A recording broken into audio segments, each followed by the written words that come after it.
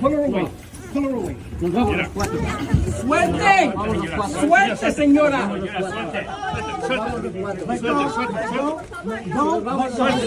Suelta a la niña. Suelta a la niña. Suelta a la niña. Suelta a la niña. Suelta a la niña. Suelta a la niña. Suelta a la niña. No estoy haciendo nada. No estoy haciendo nada. No estoy haciendo nada. No estoy haciendo nada.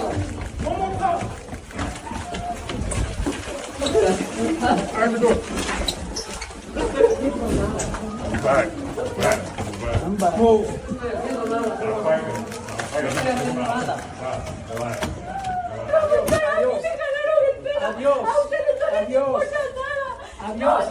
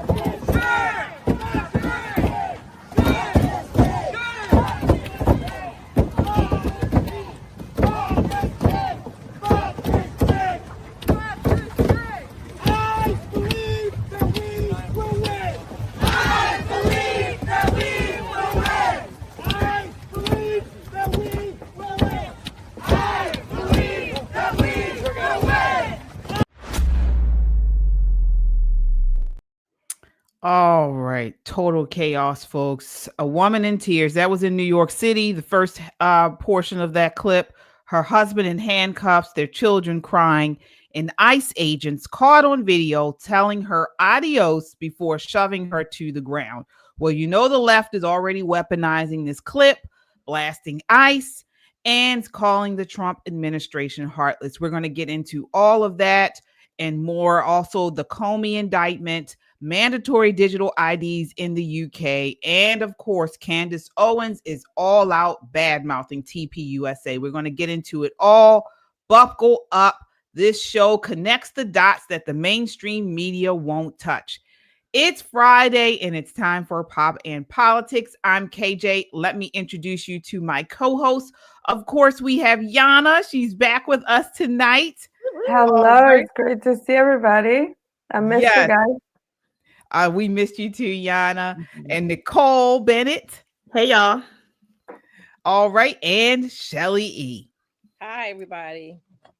All right. So, folks, we've got a full show tonight. So before we light this fire, do your part. Tap that thumbs up, smash that subscribe button, and turn on your notifications. We are celebrating tonight. We hit the 200,000 subscribers. We are at 200,000 subscribers, and it's all because of you all. Thank you so much, ladies. Shelly, Yana, Nicole, let's talk about this before we really get into the show. Are we excited or what? Very excited. I'm excited. I am tired. It's been a long time coming. I am so proud of us because we've been working at it. And while we are on tonight, two things I want you all to just remember, okay? I'm testing out some new lashes and I don't know what the hell I'm doing. So they might fall off, but I'm okay with that.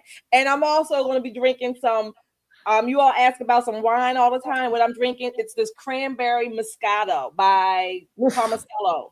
So two things. I won't be able to see and I might get drunk. Oh my gosh. Nicole, 200,000 subscribers. We did it. Listen, it's just the beginning. We got 800,000 more subscribers to go. So share this video with everybody. You know, I'm like Shelly. I'm on the celebration tip, but I won't do a Moscato. It's too sweet. I got my Vu on deck. So let's everybody enjoy the show. It might get a little crazy, maybe 5-10 minutes in, because I'm the only one here to drink this whole bottle by myself. And I'm determined to get it down. Determined to get it down. All right, Yana, you had to come on tonight. We had to have you on. 200,000 subscribers and growing. What are your thoughts? Yes, I'm so thankful to all the viewers for supporting us, for sharing our clips, for telling their friends and family about us. Like, we wouldn't be able to do this without our followers. So thank you so much. And also our team. I mean, I still remember, when we were renting a studio and then sitting in some other makeshift studio that we had, and we were happy when we had like 20 people watching. And so it's great. And it's really grassroots. It shows that people can, in America, we can do this, that we have our voice and we can speak the truth. It's amazing. Absolutely. And, we've been doing this for some time now, and we're just growing, and we're creating community of like-minded people of similar values. We believe in this country. We love this country. And this is what it's all about. I'm so excited. I mean, now when I see the 200,000, I'm like, it just looks weird, but oh my God, to God be the glory. And I am so excited. And this is just the beginning. Our goal is now to hit 250,000 by the end of the year. We're going to do it, and we need your help. We can only do it with you all's help. So please make sure you hit the like button that gets this video out in front of a wider audience, and subscribe if you guys already haven't done so. What are you waiting for? Also, we love our chat. We shout out every super chat. So drop your thoughts, show your love, and join the conversation that the mainstream media wishes didn't exist. This is not just a podcast, as we say every night we are live. This is a movement of God-fearing, truth-seeking, America-loving people that value freedom. So stand with us and subscribe so we can amplify this rallying call for freedom. All right, ladies, let's set it off. So much to talk about tonight. Of course, we are starting with that clip. So two things are going on here. Before we do, I want to get my super chatters here. All right, so we have super chatters. Kung Fu CJ with the $5 super chat says, "Hello, ladies, congratulations, and pop those bottles." All right. Yes, sir. Thank you. All right, so let's get into this. So we saw at the top of the show that was out of New York City, and it's gotten a lot of press. So apparently, the ICE agent who was shown there, pushing down the woman has been reprimanded. I believe he has been removed from his post. And I want to start off with you, Shelly. Do you think it was warranted? Do you think he went too far? Absolutely. I think he went too far. Call it what you want. I'm with you, Margaret. I think we can hold two thoughts at the same time. The man or her husband was being deported. I don't know if she's an American or not, but I guess she is because they didn't deport her. But I think he went a little too far. I guess they're going to suspend him until they investigate. But again, his own agency, DHS, issued the suspension almost immediately. I guess as soon as the tape went viral. But I do think he went too far. All right. I want to get your thoughts on this, Nicole. So let's get some backstory. So again, this footage went viral. It was actually from yesterday. ICE agents in the hallway of 26 Federal Plaza as their children looked on. So apparently this was an immigration meeting where they have to, go checking in. Yeah. Right. And recently, within the last several months, ICE has been at these immigration hearings. And if the person is here illegally, they do go into start deportation proceedings right there. They take the person. So apparently what was happening here was the woman, her wife and her children were there, and they were trying to stop the deportation from taking place. What are your thoughts, Nicole? Do you agree with Shelley? He went too far, or he was doing his job? I think there was a little bit of both, just a little bit. I think that they should do a better job at controlling the crowd before it gets to that point. Their rules of engagement have to change. You can't wait until the crowd's on top of you when you have this man, I'm not making excuses for him, but he's exhausted, right? He's done everything he's supposed to do his job. And here's this woman weeping and wailing like her weeping and wailing is going to change anything. It doesn't. She should not have been permitted to be that close to that particular agent for any reason. So we're going to have to get very serious about protecting our federal agents as they do their job. Would I suspend them? Probably for the weekend. He'd be back on Monday, let him cool off a little bit. It would not cost him his job. But what I would absolutely do is make sure that all of these paid protesters and rebel rousers are kept at an arm's distance from people who are doing the work of the American people. We've got to change these rules of engagement. Banging on a car is not peaceful protest. Not at all. Yeah. What are your thoughts, Yana, on this? Do you think he went too far, or was he doing his job? So the whole video is disturbing from the beginning of it. Of course, first of all, I do understand the humanity that the family is very upset. It's obvious.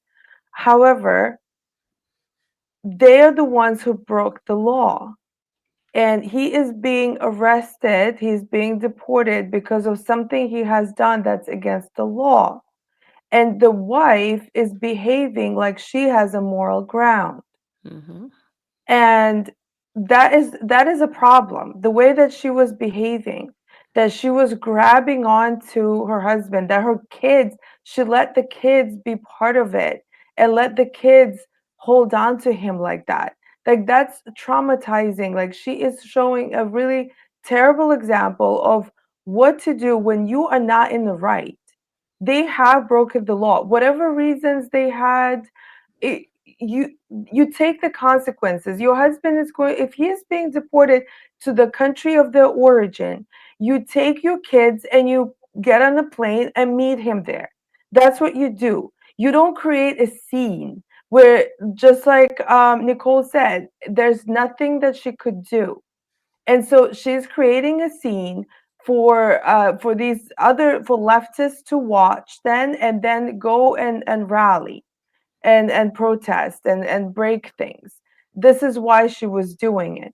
And for him, and when he kept telling her just leave, and she would not leave. And I feel like there needs to be a show of force. I think that we do not have enough show of force. And that's why these things keep happening. These protests, these violent protests keep happening. Yeah, I agree with you, Yana. I really do. There used to be a time where if someone was being detained or arrested or something, and they would try to diffuse the situation. They would say, you know what?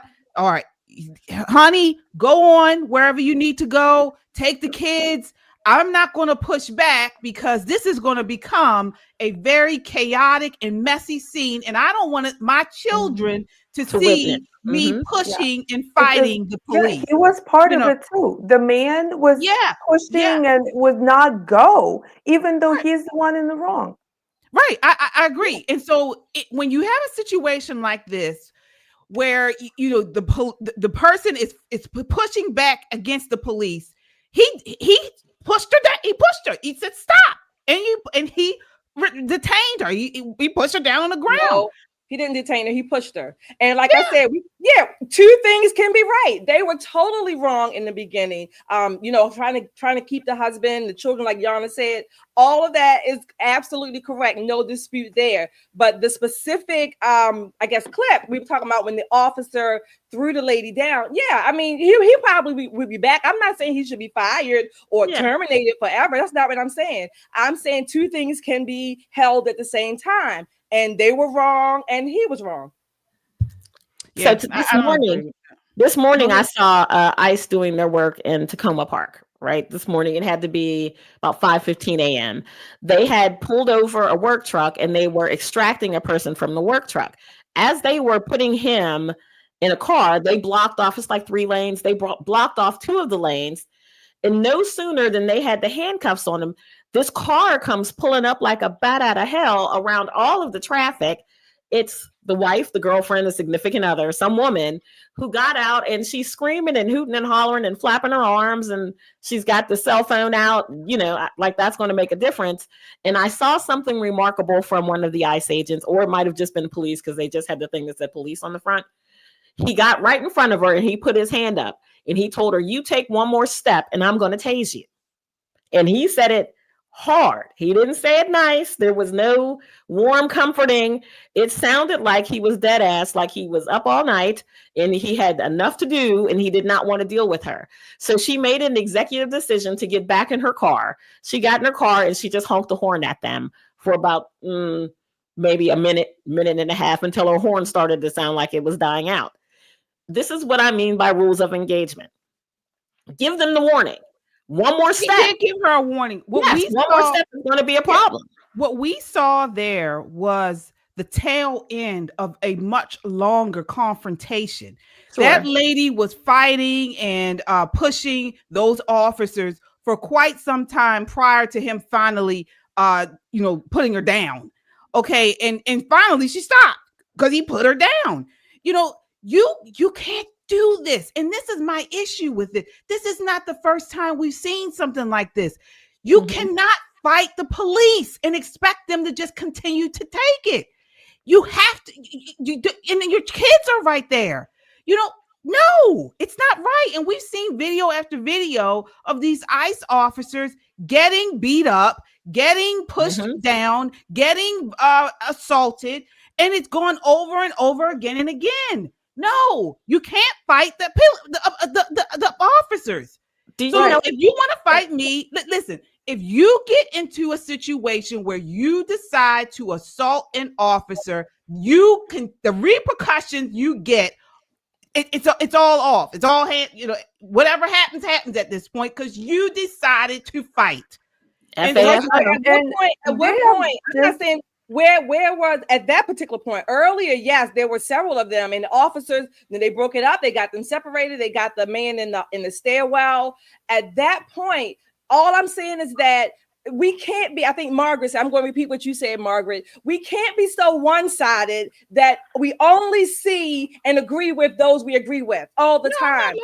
I'm not saying that they were, I am on the side of ICE police officers, whatever, any day of the week. All I'm saying is that in this particular instance, the big quote unquote fight had broken up because the man was gone and all she was doing was she was whining, crying, as you would expect spouses to do. Like Nicole said, crowd control. Yes, you do. You do expect these things. This is part of the training and the security plan and the demarcation lines, all of that. All I'm saying is that at that particular instance, I think he went too far. He threw her down. Yes, he did. That's all I'm saying. The rest of it, yes. If now had that happened during the time when they were pulling them apart, it may be a different. I may have a different thought about it. But at that particular instance, that's all I'm saying. I think we can't expect our officers to be superhuman. He had engaged with them. There's a breaking point. Now, don't let me date myself, but back in these days, we called the late 80s, the early 90s, way back when the dinosaurs roamed the earth. You didn't fight with the police because the police would jack you up. You hear me? They would take that stick out of that little belt on the side and they'd get to wailing, and that was crowd control. Now that America has become a softer, kinder, more emotive kind of country, people wailing and screaming, that's not the police's business. That's not their business. You want to wail, go to church. That's what you got a pastor for. Wail on his lap, cry out to God, cry out to your homies. But the one person you should not be expecting a bunch of compassion from is the man who had to chase down your criminal ass husband. That's the last man you should be expecting any grace from. There's a certain way that Americans should conduct themselves in public. This is not it. Well, they're not American. That's the point. Exactly. And they feel entitled. Mm-hmm. No, she's not. She probably has a green card. She may very well. I'm pretty sure that is why he could not stay in the country. Because if she was an American, she was an American citizen, they would have worked, long time ago, they would have worked out that he stayed as well. Why is that? I'm sorry, why is because that? If you're married to an American citizen, it's very There have been people who have been deported who've been married. Excuse me, can I finish my sentence? Yeah, you can finish, but I just want to clarify that. No, I would like to clear that up because I have a lot of experience in this area. I'm not saying you don't. I was just asking for clarification. You're just talking over me. So can we? I was just asking for clarification. All right, wait. I was about to go, and then you go, Shelly. I was about to do that. I have a lot of experience here because I'm an immigrant. My family are immigrants. Most of my friends who were my friends in the beginning of living in this country were immigrants. Being married to an American citizen, immediately you get temporary residency for a year and a half, and then after a year and a half you apply for permanent residency. You just have to pass an interview, and if you are actually legitimately married, that like this couple was, they have children, there's no stopping of you getting your permanent residency. So if she was an American citizen, he would have gotten his at least a green card, and then within 5 years he could have applied for citizenship. Those are facts, and that's just the way it is. I've lived here for over 20 years, and I know tons of people who have gone through this process. So what most likely happened, and I know couples like that as well, is that yes, they're from the same country, they fell in love, got married, but she only has a green card for whatever reason. Maybe she doesn't speak English, because that's one of the reasons why you wouldn't get an American citizenship. You can't pass the test. So she just lives with the green card, and he is not eligible to have a residency because he's not married to a citizen. So that's most likely what is going on here. So she gets to stay, but he has to go. So, but they're behaving like they're entitled, that they have to be treated like legal citizens. And that is the problem. And she has been pushing on Yana, you're breaking up. Yana, you're breaking over up. and over. She could have been arrested. Yeah. We got some super chatters here. I want to get to the super chatters. Yana, you're breaking up there. I want to get to the super chatters here. Folks, what do you think? I mean, do you agree with with Shelly? I was just going to say. Oh. Yeah, Yana, you're breaking up. Oh, Yana. You're frozen, honey. We have Tijuana Border Jumper says they spit, we hit for the $5 super chat. Thank you so much. All right. And sound off in the chat. I know we had some more people on both sides. Guys, let us know what you think. Tijuana Border Jumper again with the $5 super chat says, I agree with Nicole again. All right. My God. Let's go, Tijuana Border Jumper. And Shelly, what were you saying? You had something else there to say? No, I don't. Let's move on. Okay. So let me tell you, here are some options, because I do thousands of immigration physicals a year, right? Many people don't even ever make the move to get their proper documentation because they don't think they'll need it, right? There are some wives who do everything right, who, like you said, Yana, pursue her green card so that she can have status. And there are some men who are bullheaded enough to think that the United States government will never deport them. Lots and lots of them. Lots and lots of them. And the problem then becomes, when he's deportable, she's left with the children, the rent, the car note, and all the things that come with Americanness, right? Without his income. So I get where she's feeling emotive. I get where she's feeling like her world is falling apart, because it is. But You play stupid games, you win dumbass prizes. I'm just going to be honest with you. For him to be married to an American citizen, he should have made all the right moves when he had the opportunity to. And God knows there's enough free immigration attorneys who are running around trying to get people to do the right thing. The problem is when they don't want to. And you can't compel them. You cannot. Or he has maybe a communicable disease. All it takes is a little bit of syphilis. You're off the list. You cannot have any communicable diseases and attempt to. Or he has committed a crime of some sort. Exactly. Maybe he's a criminal in his home country. I mean, there are a myriad of reasons why he may not have moved to do the things that he needed to do to secure his position here in the United States. And let's just be frank. Listening to Marco Rubio, having a green card alone does not protect you from the very long arm of the United States of American law. It just does not.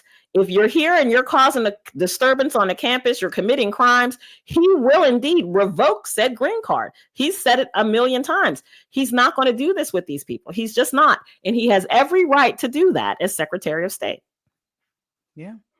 All right. We will continue to follow this story. And the other part of the opening clip that we showed where the people were falling in or trying to block the immigration vehicle, that was actually in, I think, Des Moines. So that wasn't in New York City. And so that was another situation where these people were, left-wing protesters were blocking these ICE vehicles. So this is what I'm talking about. It's time for these people to start, these ICE agents to start pushing back. I mean, we have seen time and time again with protesters or, these deportations proceedings have become violent. These people get violent. And we see ICE agents taking the low ground. They seem to be, not pushing back, not, getting some type of control over the situation. And to me, as we see many of these situations like that, it appears these people get more and more violent. Yes. So I don't know. We'll continue to follow this story. But again, folks, sound off in the chat. We have another super chatter here. All right, let's see here. We have Mark Slater with the $10 super chat says, I miss my ladies. Thank you so much. Thank you. All right. So moving right along, speaking of weaponization, it's not just immigration that the left is using to score points. We're seeing the justice system itself turned into a weapon. But this time it's the right time. We have a new indictment. The Comey, James Comey is under indictment on 2 counts by a grand jury in the Eastern District of Virginia. Take a look here. This is clip 2. I do want to bring in someone for a comment tonight, the former Justice Department prosecutor who also previously represented President Trump in his classified documents case. Jim Trusty is here. And Jim, obviously you were a former prosecutor for a long time in the Department of Justice. Do you believe this decision to charge James Comey was reached independently of what the president has so clearly conveyed he wanted to happen here? Well, probably. I mean, you do have a grand jury that indicted. They carefully considered the case. They actually shaved it down to an area that makes a lot of sense. Nobody's actually talking about the specifics of his false statement, but this was a director of the FBI who had a special employee designed for one purpose, to leak things to the New York Times. Now, when he was pressed in Congress on whether or not he had leaked something, he had authorized the leak of a memo he retained wrongfully at his house, he said, no, that's not my recollection. They challenged him about McCabe, another guy who had referrals to the Inspector General for lying. And Comey said, that's not my recollection. So in a weird way, through all this chaos, through all this kind of political interest of what's going on behind closed doors, who knew what, at the end of the day, the indictment that's left is actually pretty simple. He either lied about leaking to the New York Times in a tantrum because he is getting fired, or he didn't. And I don't think it's going to lend itself to the easy dismissals that some of your other folks have been saying they're going to get. I believe it was Wall Street Journal, but here's the reason that everyone's raised this question is basically Ted Cruz had questioned him at this hearing 5 years ago and said, you're saying one thing, your deputy is saying another in terms of what you authorized to be leaked to the media and leaked to reporters. And he was saying his recollection was right. And then Andy McCabe testified to an inspector general that basically he told Comey after the fact that he had released that information to a reporter. And so I think that is really the question here in terms of that, but also just the overtly, the overt pressure campaign coming out of the White House. I mean, do you not think that is in itself unusual here? Well, I think there's a lot that's unusual. I don't envy Lindsay Halligan being put into the storm, but I don't really think that Lindsay is the one that's necessarily making all the decisions here. We don't know what's happening behind closed doors at the U.S. Attorney's Office. We don't know how long the Deputy AG and AG have been on this matter, deciding whether or not they think it's a case. And let me just tell you, there's different things. Selective prosecution and vindictive prosecution are two separate things. But at the end of the day, if you're able to point to an Inspector General report and say, hey, look, here's the Inspector General specifically saying Comey set a dangerous example for 35,000 FBI employees because he wrongly leaked information to the New York Times that he shouldn't have even possessed. That's their finding in that investigation. And so if you have witnesses that are locked in, if you've talked to the special employee, maybe you've even talked to the New York Times. I mean, there may be ways of proving this case quite nicely at Comey's expense. And before, we relegate him to Patrick Henry status for being such a patriotic hero, let's remember his little seashell shenanigans where a former director of the FBI makes fun of killing the president. Absolutely. Absolutely. And if he's convicted, this slime ball faces up to 5 years in prison. Actual sentences for federal crimes are typically less than the maximum penalties. But I hope they throw the book at him. Nicole, what are your thoughts on this? Listen, Comey's not liked on either side of the aisle. Nobody likes a traitor. He came out with that October surprise for Hillary in 2016. So certain Dems have a thing for him, especially Democratic women. And here on the Republican side, we know, listen, this guy is a traitor to this nation of the highest order. His only loyalty is to himself and maybe his family, because he got his son-in-law a job who resigned today rather than be fired. But James Comey is not a nice man by any stretch of the imagination. He is an enemy of this state, and he should have been locked up in 2017. So he's been walking free for a very long time. It's time for us to hold him accountable for the things that he's done. Yeah. What are your thoughts on this, Shelley? He should have been in the clank 5 years ago or whatever the time frame is. He should have done that. But before I finish that question, answer that question, KJ, I want to tell Yep, is that your name? Yep. Let me tell you, I wasn't disrespectful to Yana because of the wine. Don't blame it on the wine, okay? Just blame it on me. But I am going to have a glass of wine tonight. So you just have to be upset about that. Maybe you find that disrespectful too, but Who?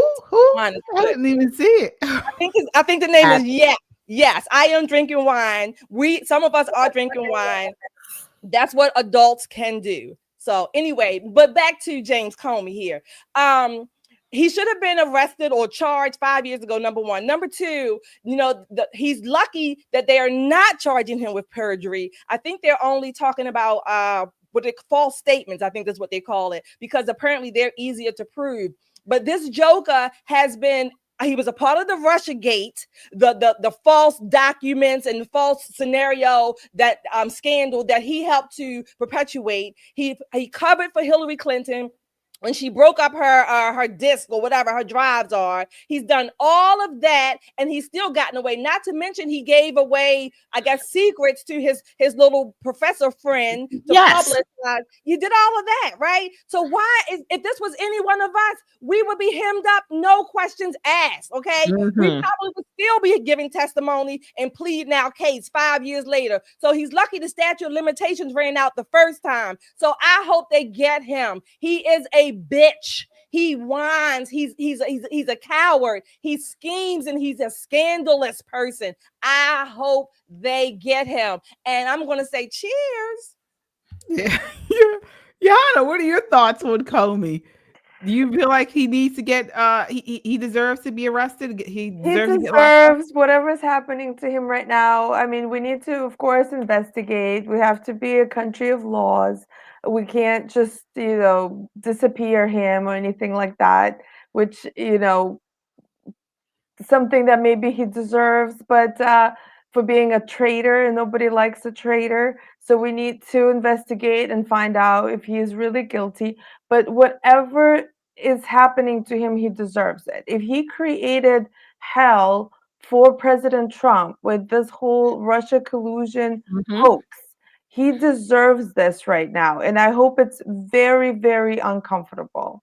Yeah, same here. Same here. And as you guys mentioned, there are two charges, the false statement charge, and then there's the obstruction charge. So the obstruction one stems from the same testimony, claiming Comey obstructed the Senate's probe into FBI leaks by providing misleading information that impeded the committee's fact-finding. So I really, really hope he's one of the ones on my list. Him, of course, Fauci,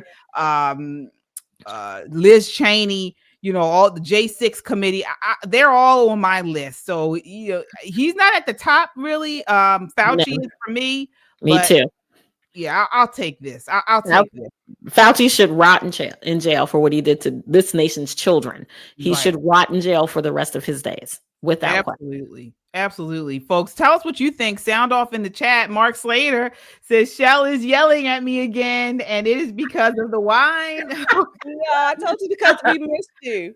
Yeah, we missed you, Mark. We missed you. Yes, we did. Kung Fu CJ says, "Yep, I am sipping on the bull right now. Get a grip." Oh. All right. Yeah, it's Friday night, folks, and we are letting our hair down. We're also celebrating the milestone. We hit our goal of 200,000 subscribers. So we are celebrating. It's going to be a great weekend of celebrations. We're so excited. And it's all because of you all. Thank you so much for your support. Riding with us. So many of you guys have been with us from day one. And the moderators here. Thank you all so much. We appreciate each and every one of you. All right. So, well, as you mentioned, I think you said it, Nicole, that the left is upset with Comey as well as the right. And of all people, the ladies of The View. Take a look here as Joy Behar agrees with Trump on the Comey charges. This is clip 3. Experience. I don't like Comey. I agree with Trump on this one. You don't like Comey because of what he I don't like what he did to Hillary. I don't like what he did to Hillary. So therefore he should be prosecuted. No. Yeah, I'm just saying. Yeah. I will rarely argue that he was have something that I agree with Trump on. So this is one thing. But you don't like him. But Joy, some would say he was doing his job, James Comey. What, at the last minute to bring out this baloney baloney thing? Some would say he was doing his job. So I'm not going to dredge up ancient history and move on. You agree with me? I think that it should have been investigated. I do think the timing was out of step with tradition within the Department of Justice. They generally don't do that a month out from an election. Right. But I can't stand Alyssa. Alyssa, there's nothing conservative about her. She always agrees with the leftist host, or if she doesn't agree, it's never a disagreement. It's just a subtle change in what they're saying. I mean, I don't even understand why she's called a conservative. I can't stand her. I think I dislike her more than the ladies because she's supposed to be a conservative and she's giving us a bad look. Well, she's not a conservative of anything. Go ahead, Nicole. I said she's not conservative of anything. She's not even a conservative Democrat. I think she only checked the box for the check. You know what I mean? Because they get paid a lot of money to be quote unquote Republican or conservative voices on these very, very liberal shows. And it's unfortunate because, again, like in the instance of James Comey, nobody likes a traitor. Democrats don't trust her. Republicans can't stand her. So she puts herself in this no man's land. She better hope that CNN, keeps them around, or ABC keeps them around. She won't have a job anywhere. Yeah. Shelley, what did you think of that exchange? I think they might be getting ready to fire Joy. They don't like that. I know. That, right? But look, of course, Joy has her reasons for Comey's, for agreeing with this.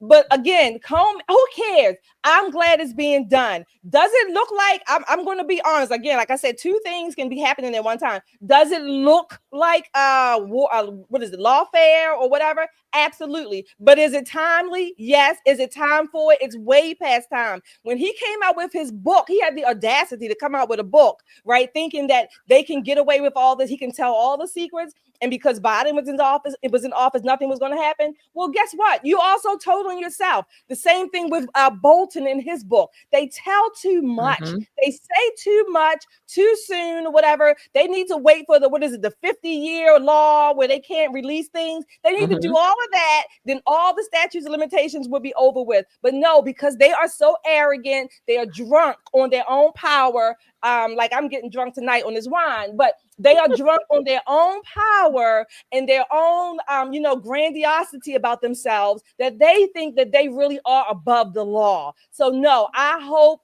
he gets every book, every charge that can be thrown at him. I am hoping for it. Yeah. Nicole, I'm sorry, Yana. Were you surprised that Joy Behar was agreeing with President Trump? No, I mean, I wasn't surprised. And she wasn't really agreeing with President Trump. I mean, she just wanted Comey to suffer as well because she was mad at him. And that just shows that the left, they have, very one-track mind, which is not a bad thing necessarily, for winning. So if they don't like somebody, they don't like somebody, and they will go after them, and they would want to destroy them. And that is what we might be missing. We're way, way too soft and too forgiving. I'm done. I'm done with forgiveness. After this month, I am done. I don't want to hear about it. And because we gotta be angry about things when they're going wrong, when we have violence, we have lies and collusion and murder, and there's no forgiveness for these things, because that's how we lose if we let go. And anger is something that pushes us towards action. Absolutely. And that is what they do. They act. They're activists. You're right. And the FBI's job is to enforce the law impartially. But under Comey, he turned it into a political weapon. He protected Hillary Clinton during the email scandal, downplayed criminal behavior, and let politics dictate outcomes instead of the law. I mean, he was, like you mentioned, he was involved in the Russia hoax.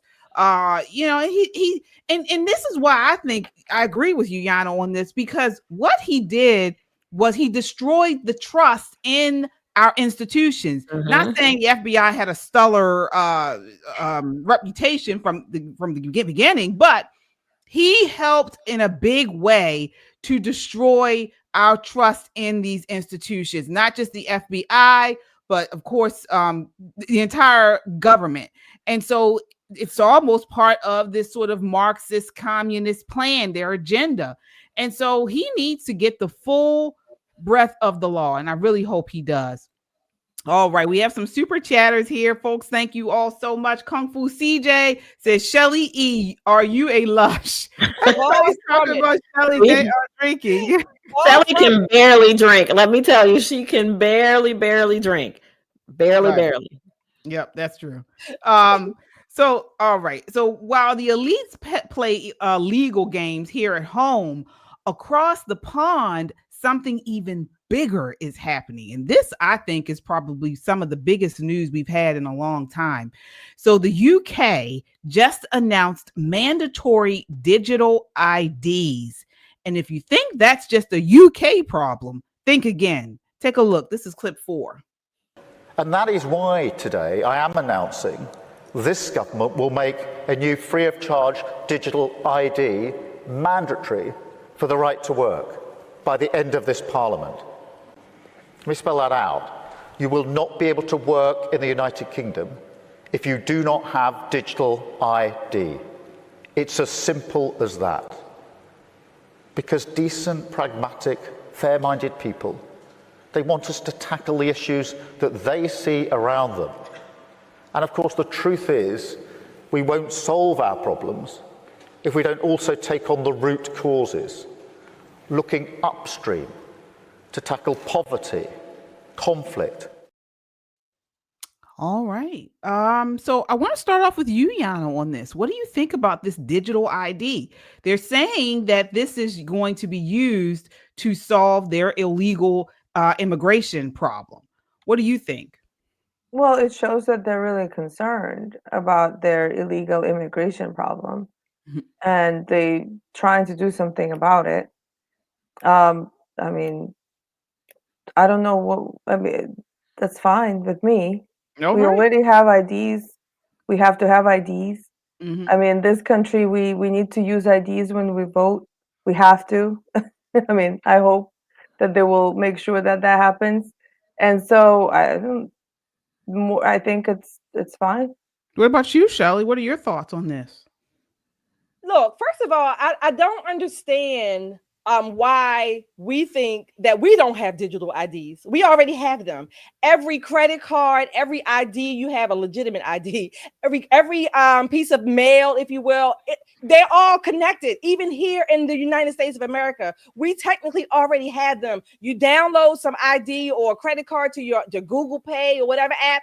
It's all through the atmosphere or the ionosphere, the digital sphere, whatever you want to call it. So I don't know why we think we don't have them right now. So what I don't understand is what is the difference with this one? I don't understand what's different about the UK having it, or at least now. That's what I'm still trying to understand. So right now, I'm not necessarily, for it or against it. I want more information.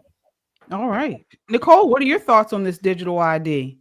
I think it's fairly dystopian. Let's explore the reasons why we don't want to continue to flatten human beings into simple numbers, right? They say this is to curb illegal immigration. If they wanted to curb illegal immigration, they would deport said illegal immigrants. Let's just make it easy. But this is a part of Starmer's globalist view of the world, that everyone should have a number. If you go to the hospital, you should have to give them that number. You're paying your taxes, you give that number. You're pulled over by the police, you give that number. You're renting a house, you're buying a home, you give that number. Kind of akin to our Social Security numbers, except the government gets to control what happens with that number, what information is associated with that number. At least at a minimum here in the United States, if something is erroneous in your tax record, in your credit file, you can at least ask them to remove it at a minimum, right? We're talking about citizens of Great Britain saying, I am no longer a human being. I am XY53923. And that is dystopian. That is leading into something that is flattening and taking away humanness from my perspective. I think if they want to be very serious about immigration, the very first thing they should do is start deporting illegal aliens. They should start enforcing border law. You know, this great migration from these Arab nations into to the Western world is not working out. And it's especially not working out in the UK. They have protests all the time where citizens of the UK are saying, what the hell? I'm a citizen. Why am I getting treated like this? Women are being raped in the street. Little boys are being raped in the street.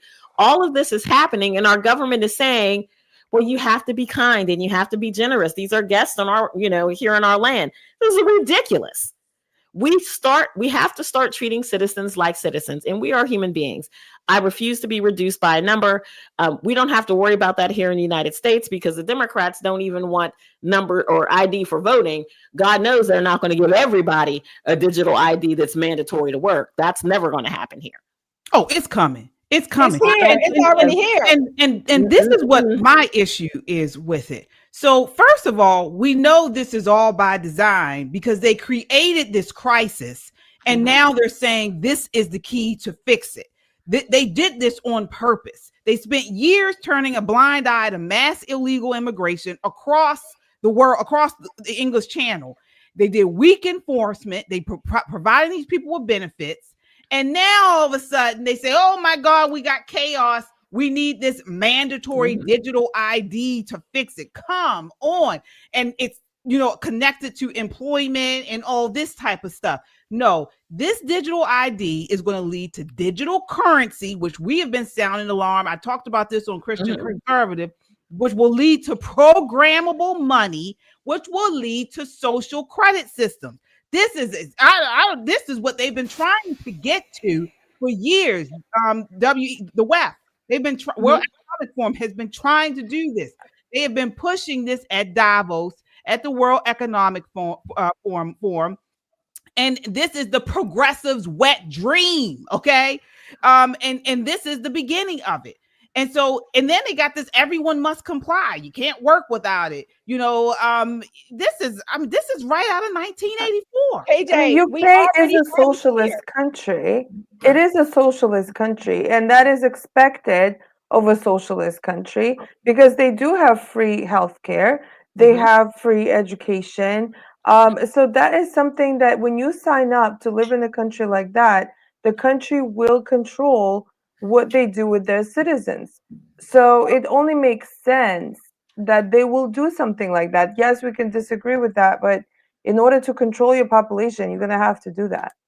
But it's already here. I don't know why we're dismissing the fact that we already have. We might not have the for voting. Some states you don't have to have an ID, unfortunately, in Maryland. But we pretty much have a lot of this digitized currency system. Yes, we do. Yes, we do. First of all, the digitized currency system that you're talking. Yes, we do. Yeah. The digitized currency system that you're talking about is issued by private companies. And you don't think to use or not. Digital ID is issued by the government and will be mandatory for work, travel, healthcare, and daily life. And we call those licenses. They call them real IDs now. That's what they're called. That people have to, when you get your license upgraded, whatever the next time you do, it's called real ID, which is national now. Right, but it's not connected to we work. may not have the full system like the UK for work requirements as far as they're doing it for immigration purposes, but we have a lot of the pieces. Let's put it like that. I'll put it like that. We have a lot of the pieces. Hell, even our cars can tell. They can scan our cars. I'm just saying scanning because I don't know whatever the technology is. They can scan our cars and get a slew of information, whether we're in the car or not. We have those pieces in place. Right. But again, Shelley, you are talking about private companies. Everyone doesn't have a vehicle like that. You know, there are some people who still, pay in cash. And elect not to use these things. I agree with you on a small part that yes, this is the way the whole world is moving. We've been saying this for a while now, but this real ID, the digital ID is much different than what we have here in this country. Real ID is designed to secure like air travel and federal building access. The digital ID is designed as a universal key required for work, healthcare, bank, travel. I mean, this is the reset, folks. This is the reset. It's dystopian. But I will say this, KJ, you're absolutely right. But Shelley's right also. We have all of the building blocks to go there. And when you go back and think about the Patriot Act, right? And everybody was gung-ho for the Patriot Act, but nobody actually read the whole thing, where it took a lot of our civil liberties and was like, no, you don't really need that. So police can get behind you. And when they have that radar on and they're reading your license plate and they get all of your information, they can pull you over for not having gone to emissions. How else would they know that? Right. Back in the day, they had to pull you over and literally ask you for your emission stuff and run all of that. But we've gotten to a point where some of our liberties have been clawed back by the federal government. Now, we are nowhere near this digital ID because while these people in the UK are sleeping, their government is not only taking their rights, they're making them less than human. Than human. And that is this dystopian, but that's the part that's scary. You talk about 1984. Come on now, 2026 and Europe is going to be I mean, but honestly, I don't see how it's different from a social security number. So here's the thing with a social security number. Plenty of people get jobs without one. Plenty of people.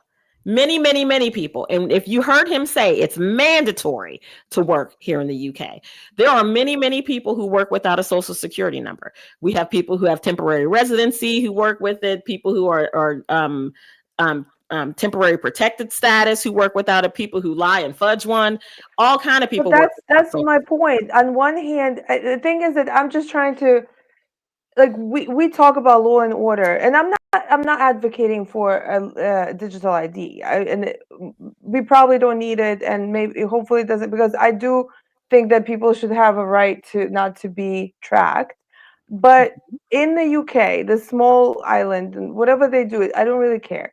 So, but we talk about law and following the law, not hiring illegals, that, and we talk about how they forge social securities, IDs, and all the problems that come after it. So if someone in UK, if they're combating that issue, they're just trying to have law and order. Whether we agree with it.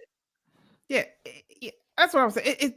This is a facade. They're just saying that they created this problem. Like, I can't remember, it was Nicole or Shelley who said they can easily stop illegal immigration if they wanted to. You don't need a digital ID to do that.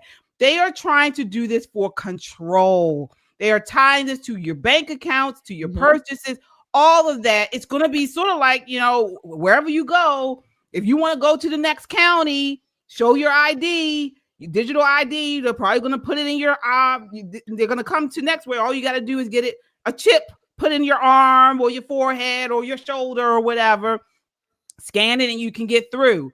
But this is something totally different than what we have seen here. Yes, I understand we do have similar things, but nothing like this.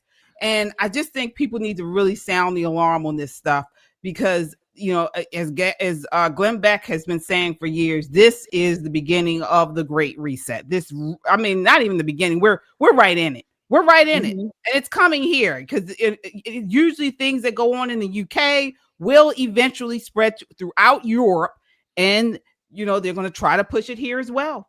So we will continue to follow this story, folks. But the precedent has been set, so we'll see. We will certainly see. So sound off in the chat. Let us know what you all think here, and please continue to keep your super chats coming in. Is this our last broadcast for September? Or it's Monday? Monday. Okay, Monday. Yeah, we're at the end of the month. So we really appreciate your support. We want to end the month with a big bang. Again, we're also celebrating tonight with 200,000 subscribers. We appreciate all of you guys. Mark Slater with a $10 super chat says, Kung Fu and I both agree that Shell is more fun when she's drinking. You guys don't know the half of it. All we got to do is put some music on. We're going to have a show in a minute, right? Right. Exactly. All right. So, speaking of just all around weirdness, gotta go. We're going to end tonight with Candace Owens, folks. She's still on it. She is still going in on TPUSA and Charlie Kirk. Take a look at this. This is clip one. At me is the fact that Turning Point will not release the footage. Okay, I don't understand it. Every excuse that I have been handed for why they won't release it makes no sense to me.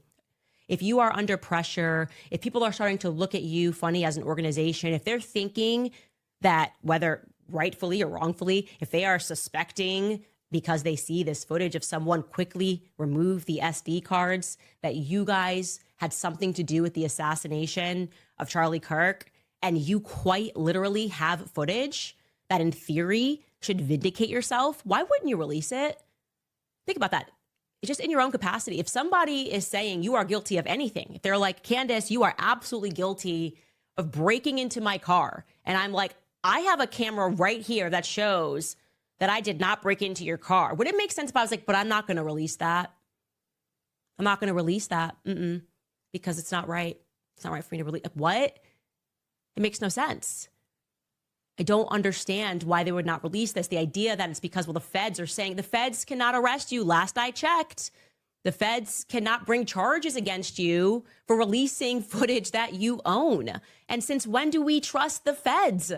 Certainly Charlie didn't. He didn't believe we were getting the truth about the Epstein files and things of that nature. So I don't accept that. All right, is this becoming a running theme? It's just like, to me, she's not ever proving anything. It's always like, well, you better do this. You better prove this. You better prove that. She throws out these accusations and then says, you better prove it. You better show us this. You better prove this. Shelley, what are your thoughts on this? Okay, two things. Number one, this is not new with Candace Owens. She's been doing this at least, as far as I can tell, when she went after Kim Klacik. I've been saying this, she did it then, and this is her method. This is her pattern. She does this. I'm going to accuse you of something, and then you have to disprove me. Same thing with Bridget, what's her name, Macron. That's number one. Number two, I say this a lot in different ways, but social media is largely the big context for this, because this happens a lot on social media nowadays. People will accuse you of whatever, and then you're supposed to go and run and disprove them. And if you don't, then you must be guilty just because you didn't, push back or whatever the case may be. So she has both of those, I guess, those factors on her side to make her grift, to make her money, to make her case, so to speak. I think in this particular case, I think she's also a little upset because TPUSA either won't or they have not released the footage that she wants so she can keep her cycle going. So again, this is Candace's playbook from the beginning, at least in my never to be humble opinion. And I'm going to say it again. She's not going to stop. Yeah. We have some super chatters here. Thank you all so much. Tijuana Border Jumper with a $100 super chat. Thank you, wow. Tijuana. Cheers to you. Cheers to you. Oh, what did you say, Nicole? Cheers to you. Cheers to you. Cheers to Tijuana Border Jumper. It says, miss you all. Been having to watch your shorts and replays. Thank you. Thank you so much. Mark Slater with the $10 super chat says, Kung Fu and I both agree. Oh, we did this one. Okay. Yes. And Kung Fu says she is acting like a rabid dog. Yes. Yes. Yeah, he says it will start in California and end in Maryland. Talking about Yeah, Nicole, what are your thoughts on Candace? So I haven't changed my opinion. She keeps moving the goalposts. She continues to poke the bear. And the major problem that I have with Candace, because from all reporting, TPUSA has, circled the wagons and just kind of locked her out of everything. Right. So she's not getting the information that she thought she would get, the access she thought she would get, the invitations she thought she would get, as they have invited many, many, many conservative strategists to go out to college campuses. And she was not one of them. But truth be told, she made her own bed. She made her own bed. So this is her way of kind of digging back at them. There's no reason under the stars where TPUSA could even fathom losing Charlie Kirk. What has happened post his assassination has been nothing short of miraculous, but no one could have predicted that. No one could have predicted that the United States would have responded that way, that the world would have responded this way to his assassination. Candace is grasping at straws. However, it's what she does well. She's built a whole career on grasping at straws. This is her grift. This is the way she makes her money. It is despicable. It is hurtful.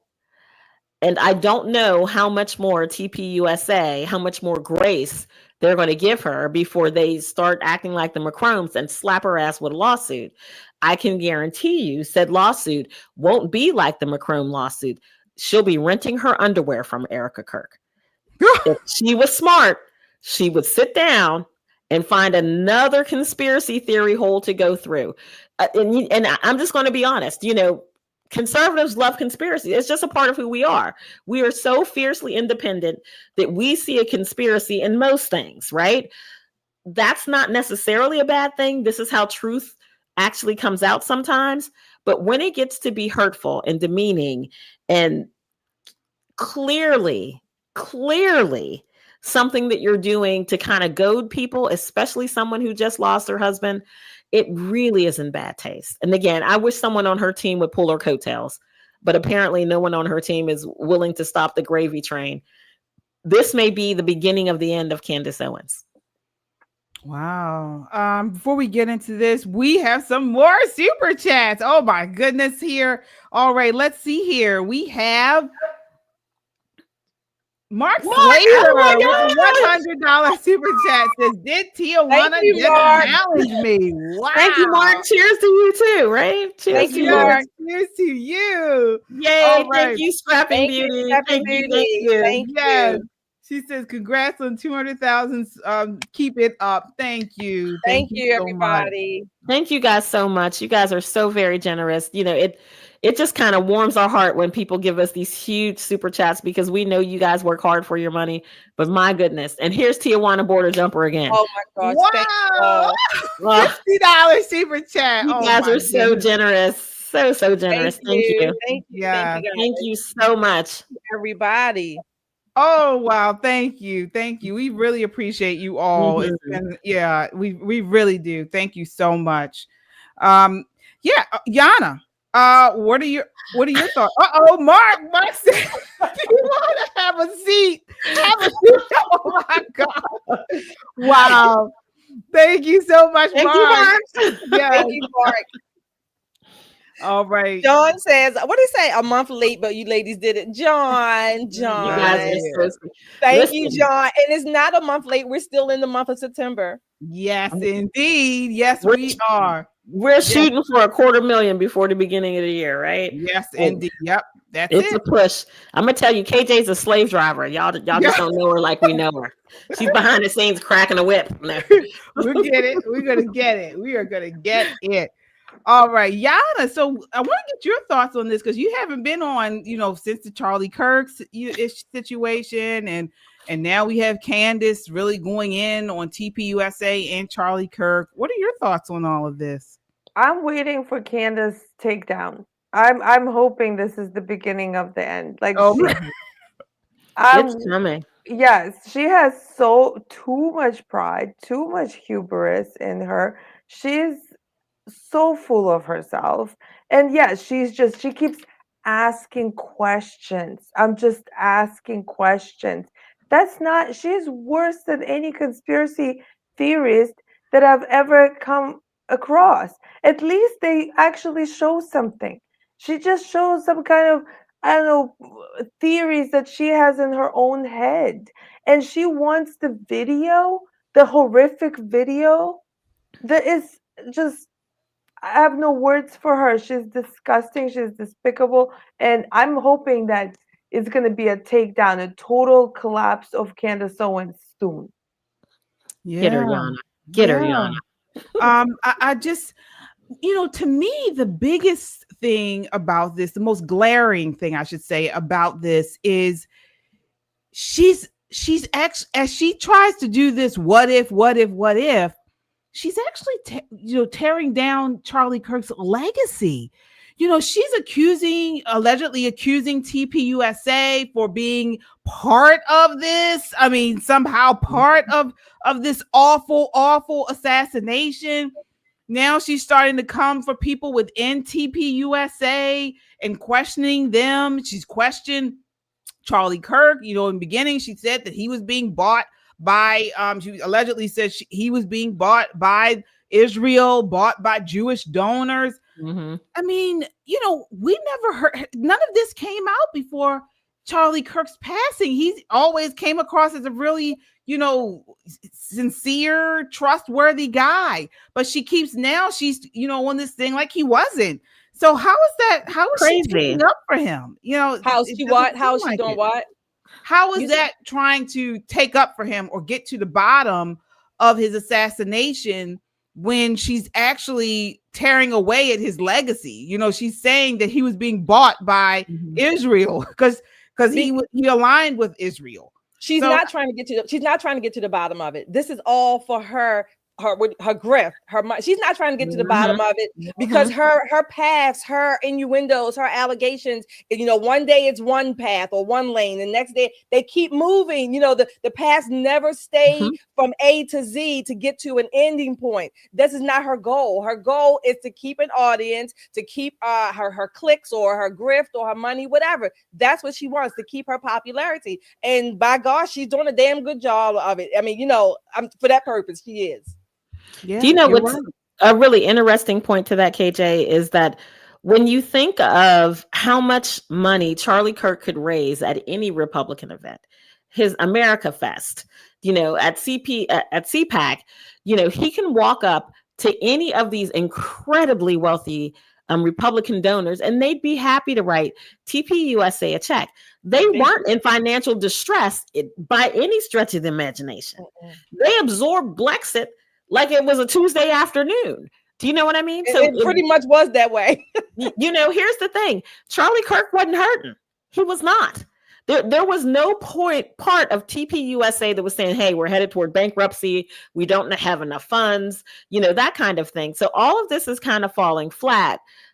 I'm with, I don't want to sound like an atypical Marylander, but when she came after Kim Klacik, that was a hair too far for me. I'm just going to say that. Kim is a friend of mine, and I'm just going to be very honest and transparent about that. Kim is my friend. And when she did what she did to my friend, I was kind of over her at that point. But she has dug her grave in an international kind of sense with this whole Bridget McCrone thing. Whether Bridget's a man or a woman, what the hell does it matter? What the hell does it matter? Now, this woman is submitting DNA and photographic proof and all of that kind of thing just so Candace will stand down. At some point, someone is going to have to chin check her. And I think Yana is right. This may be the moment. This may be Erica Kirk coming out saying, you know what, Candace, you are dismissed. We're done with you. Yeah, maybe that'll happen. Yeah. We got another super chat from Mark Slater with the $50 super chat. Says Tijuana mic drop. Boom. Thank you so much, Mark. Thank you. We appreciate you. Thank you so much. Yes, indeed. Oh, say again, Shelly. Kung Fu CJ, another. Kung Fu CJ says, I need Tijuana border jumper and M Slater funds. Oh, no, you don't. Yours is fine too. We appreciate all of it. Yeah, every last one. Wow, look at Josh Winston. Come through, Josh. Josh.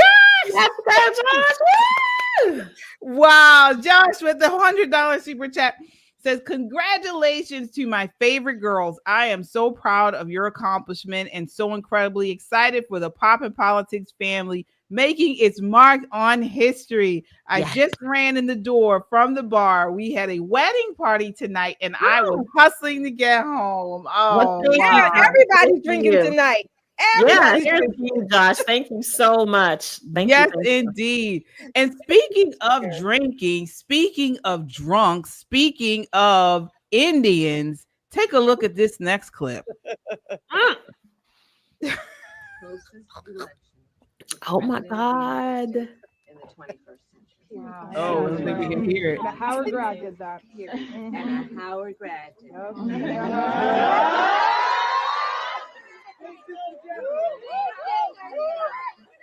That is Kamala Harris at Howard University. I believe it was today. And people are saying she was drunk as a skunk.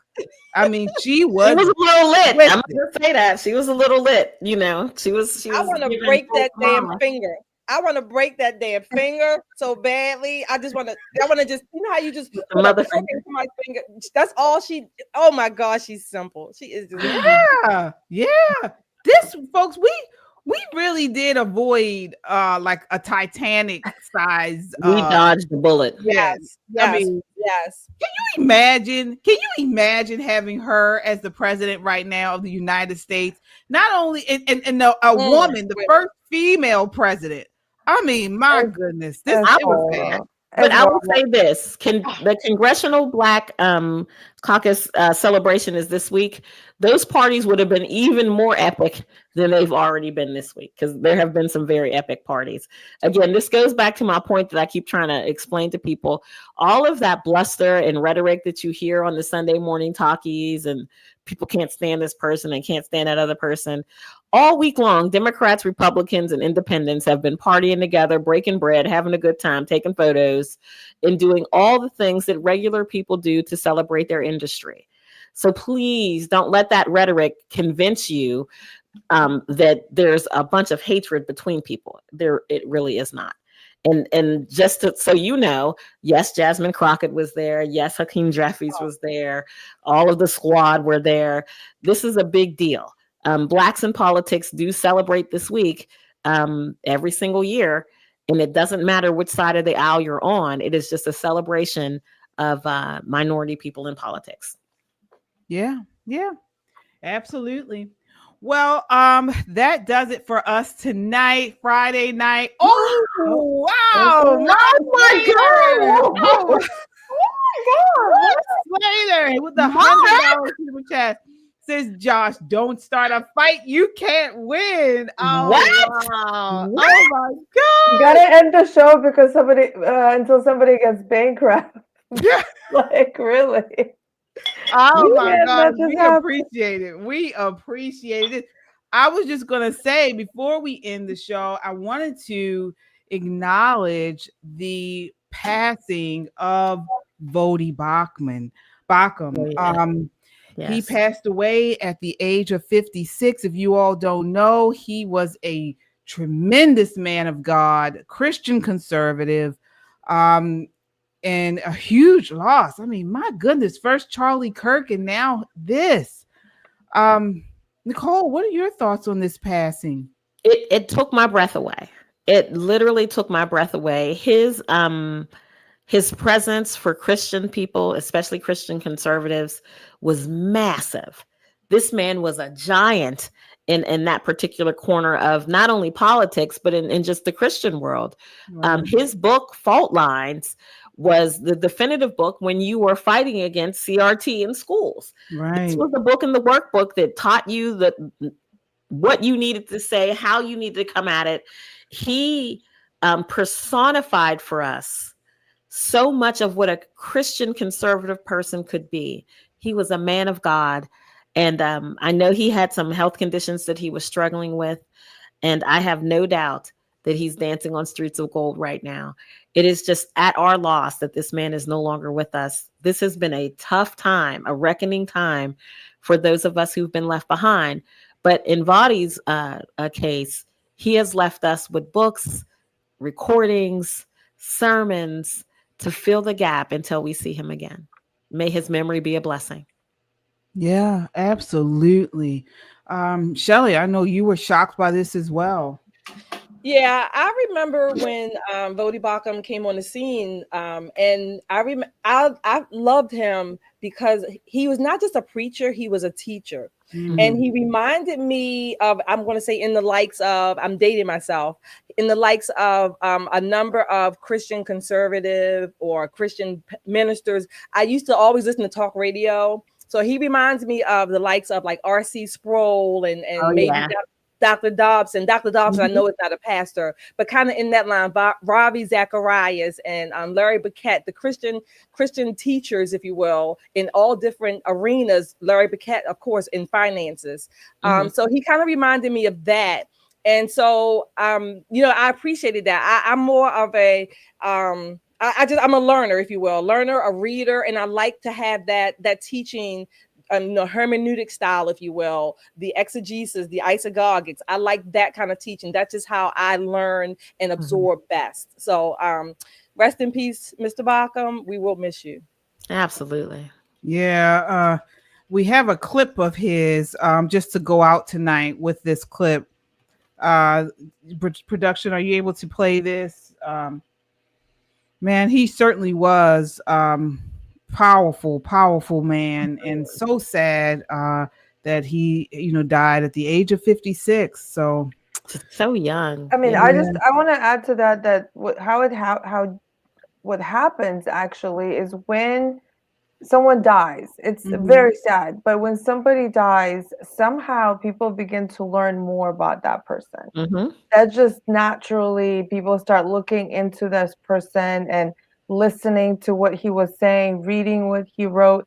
It even happened to famous artists back in the day. The most famous artists actually became famous after their death. Right. So what we can hope for this person is that his legacy will live on and will actually his message will spread even more after his passing. That's right. You're absolutely correct, Yana.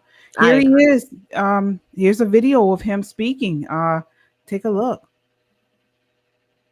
I go to war against this woke tyranny, number one, because there is a God who created the world and he has spoken. And fallen man does not get to disagree with the God who has spoken. And I go to war against this woke tyranny because number two, I love fallen men enough to tell them the truth. There is a God. He has spoken. He created man in his image, created him male and female. He gave us the beauty of the marital relationship as a living, breathing picture of the communion within the Godhead and of the relationship between Christ and his bride for whom he laid down his life.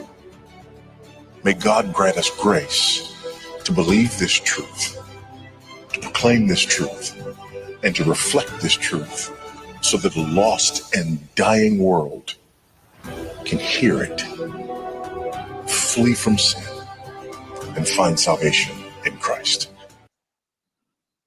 Amen. Amen. Got another super chat here, I believe. Thank you all so much. Josh with the $10 super chat. Thank you, Yes, Josh. Nicole, Kim Klasick is friends with my best friend and college roommate from American U, Brian Lopez. He was a big supporter of her campaign. Also, Mark, you crazy. All right. Absolutely. Absolutely. All right. Well, folks, Mark says, I came to fight. These ladies deserve every penny. I am truly fortunate and don't mind sharing. Thank Mark, you. you're so Mark. good to us. Thank you so much, Mark. Thank you so much. Yes, indeed. Yes, indeed. Mark said, bruh, stop. Just stop, bruh. Stop it, bruh. Thank you. Thank you so much. You all are amazing. We are just building such an amazing community here, and we appreciate and love each and every one of you guys. You just don't know. I mean, a lot of times, and we've mentioned this on the show before, just, from our views, our conservative views, sometimes it does not, I won't say break up, but just it does put a wedge sometimes in personal relationships. And so it's just great to come on here and just build these connections with you all, because we share, views and values. And it really is nice. And we appreciate each and every one of you guys just pouring into us nightly, daily. And so this is the beginning. We're going to keep pushing. 250,000 is our goal by the end of the year. And I know we can do it with you all, each and every one of you. Final thoughts, ladies. I'll start with you, Yana. So nice having you on tonight. I know. Nice being back. I missed everyone. And final thoughts, just keep connecting and keep fighting. We can't be silent anymore. Absolutely. Nicole, final thoughts. This is interesting for me. I never thought that I would be a podcast person. I'm very into politics and very into coalition building and that whole thing. I never thought this would work for me until I met you all. Right? Until I met you. Now I've known KJ and Shelly for a while, you all in the chat. Until I met you guys, it is very, very, very comforting to have people that we can talk to 3 times a week and tell you what's on our minds and tell you what's on our hearts, and you hear us and respond back. This is an amazing community, and I am so very grateful that you guys have allowed me to come in. I am so very grateful for this 200,000 subscribers, and we're going to do everything we can to reach 1 million. It's going to be tough, but we're here for that fight, right? We need you guys to stick with us. Great things are about to happen. Absolutely. Absolutely. Shelly, final thoughts. Yeah, so I know this is going to sound a little contradictory for tonight. We're on a podcast, we're on social media.